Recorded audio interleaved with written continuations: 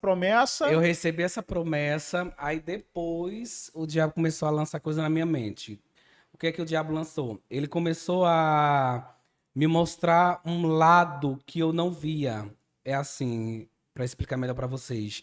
Quando eu criança, eu tô falando de criança, tá? Não tô falando Tá. de adolescente, de Já tá jovem. criança, já tá lá A- 8 anos, 6 ainda, anos, 7 anos. isso, ainda como criança, eu comecei a me identificar com mulheres. Não assim, eu queria ser como as mulheres. Você não tinha atração por homens. Não tinha. Eu comecei a observar o homem e a mulher. Olha o que o diabo lançou na minha mente. Eu olhava para o homem e eu dizia, nossa, mas o homem é tão sem graça.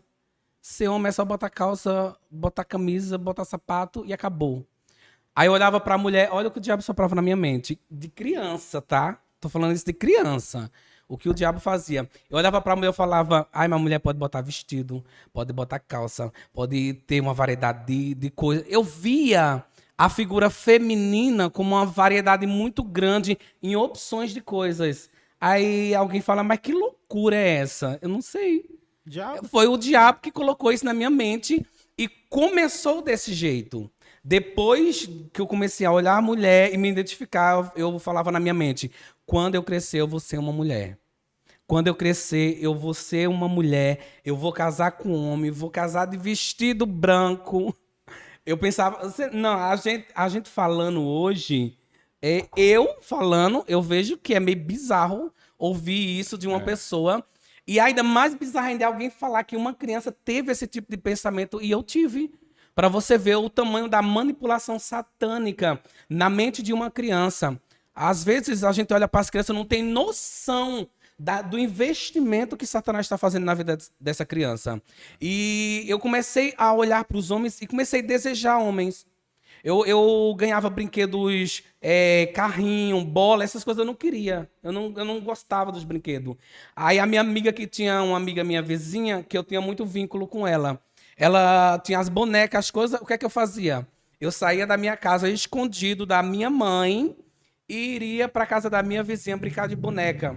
E dizia que eu era a mãe das bonecas, que eu não sei o que era das bonecas, entendeu? Aí o diabo começou a trabalhar desse jeito. E isso é um alerta para mães e para pais, que é muito necessário você observar o comportamento do teu filho. É muito necessário você ver o tipo de brincadeira que ele tá brincando, que ela tá brincando. O que que acontece na brincadeira das crianças? Isso é algo que, eu vou deixar a minha criança, vai ficar o final de semana na casa da prima, na casa da amiga. Você sabe o que está acontecendo dentro dessa casa?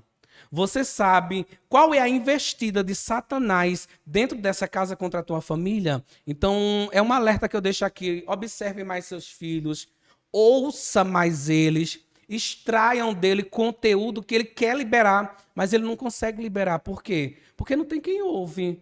Você vê algum adulto parando para ouvir a fala de uma criança? Só cortando. A gente não vê. A criança, muitas das vezes, está. O adulto está conversando entre si. A criança vai falar alguma coisa, o adulto vai dizer o quê? Cala a boca que você é criança, você não deve falar. Fica na tua, cala a boca, fica quieto. A criança vai guardando aquilo, ele vai saber que o poder de fala que ele queria ter, ele não está tendo. Então, quando for necessário ele abrir a boca para denunciar algo, para falar algo, para liberar de dentro de si, que isso pode destravar a vida dele futuramente, ele não vai abrir, ele não vai falar. Por quê? Porque ele foi acostumado, foi instruído a calar a boca quando o adulto está falando. Então, é algo que, assim, que eu fico vendo hoje no tratamento entre pais e filhos, essa grande deficiência que eu vejo no meio da família. É muito difícil um adulto parar para ouvir uma criança, para saber, conta para mim o que passa na tua mente. Qual é teu sonho? O que você pensa para o teu futuro? Você já perguntou para uma criança isso? Não. Quase ninguém pergunta. Eu creio que tem poucas pessoas que perguntam assim, que tem diálogo verdadeiramente com seus filhos. Mas tem muita que não tem. Então é necessário os pais ficarem mais atentos. Eu falo isso por experiência própria. Minha mãe não chegou para conversar comigo. É isso que eu Meu te pergunto. pai não chegou para conversar comigo. Mesmo que eles tenham visto alguma coisa diferente de vocês, eles Mesmo não. que tenha visto qualquer coisa diferente, mas eles não chegaram para conversar comigo. O que que aconteceu? Minha mãe estava muito envolvida com a obra, minha mãe estava muito envolvida com a igreja, minha mãe era culto de manhã, culto de tarde, culto à noite. e na madrugada ainda tinha vigília, e isso não é pecado, nem é errado, nem é proibido. É bom que você busque o máximo que você puder, mas que também dê atenção para dentro da sua casa. Porque eu acredito que se a minha mãe tivesse aberto mais esse leque comigo para dizer, Valdeci, o que está acontecendo? O que se passa? Por que você não quer o carro? Ninguém chegou para perguntar por que eu não queria o carro, o boneco, a bola. Ninguém chegou para perguntar. E eu tinha um comportamento diferente dos meus irmãos, porque eram 3 meninos dentro da casa. E eu sempre tive um comportamento diferente deles.